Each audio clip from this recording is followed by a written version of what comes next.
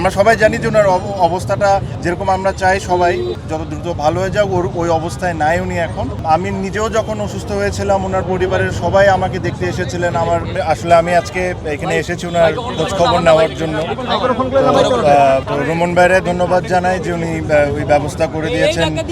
অল্প করে ডক্টরের সাথেও কথা হয়েছে। আমারই একটা মেসেজই থাকবে সবার কাছে যে এই জিনিসটাকে আমরা কেউই পলিটিক্যালি ভাবে না দেখে আমরা সবাই জানি যে উনি দেশের জন্য কত কিছুই করেছেন। উনি এখন অসুস্থ। আমি এটাই আশা করব আর রিকোয়েস্ট করব সবাইকে যে জিনিসটাকে পলিটিক্যালি ভাবে না দেখে সবাই ওনার জন্য দোয়া করুন যেন উনি তাড়াতাড়ি সুস্থ হয়ে যায়। একই কথাই বলেছেন যে দেখেন আমরা সবাই জানি যে ওনার অবস্থাটা যেরকম আমরা চাই সবাই যত দ্রুত ভালো হয়ে যাক, ওই অবস্থায় নাই উনি এখন, বাট স্লাইটলি হয়তো বা ইমপ্রুভ করছেন। আমি নিজেও যখন অসুস্থ হয়েছিলাম ওনার পরিবারের সবাই আমাকে দেখতে এসেছিলেন। আমার যতটুকু কমফর্ট করা সম্ভব ওনার পরিবার থেকে আমাকে ওই সাহায্যটা ওনারা করেছিলেন। তো আমার কাছে মনে হয় যেটা আমার দায়িত্ব ছিল, প্লাস আমি অনেক দিন ধরেই চাচ্ছিলাম যে এসে ওনাকে একবার দেখে যাই। আপনারা জানেন যে দেখা হওয়াটা সম্ভব না বিকজ উনি সিসিওতে আছেন, বাট ওনার পরিবারের অনেকের সাথে দেখা হয়েছে। সো আমি আমার সালাম আর আমার উইশেস ওনাকে জানাই।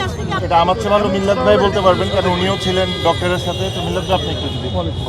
আমি এখন পর্যন্ত ম্যাডাম প্রথম দিন যে অবস্থায় ছিলেন তার চেয়ে ডেভেলপ করেছেন ইনশাআল্লাহ, এবং সেই ডেভেলপমেন্টের পর থেকে এখন পর্যন্ত ওই অবস্থায় আছেন যে ছিল তো ওই পর্যন্ত।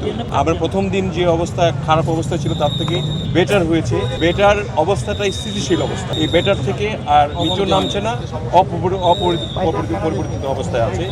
বেটার হচ্ছে না এবং না মুখে খাবার দিচ্ছেন কিনা এটা ডাক্তার বলতে পারবেন। উনি দিচ্ছেন না, উনি এখনো সিসিউতে আছেন এবং নিবিড় পর্যবেক্ষণে আছেন।